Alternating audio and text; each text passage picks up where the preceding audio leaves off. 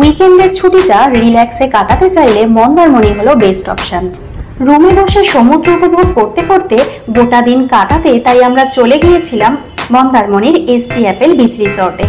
এই রিসর্টের সমস্ত balcony even room থেকেই দেখতে পাওয়া যায় অসাধারণ পুল আর সমুদ্র সৈকত। ব্যালকনিতেই বসে সমুদ্রের ফুরফুরে হাওয়া গায়ে মেখে মন ও শরীর একেবারে রিফ্রেশ হয়ে যায়। রিসর্টে একটি বড় সুন্দর সুইমিং পুল তো রয়েছেই, এছাড়াও বিভিন্ন ক্যাটাগরির রুম আপনারা পেয়ে যাবেন এই এসটি অ্যাপেল বিচ রিসর্টে।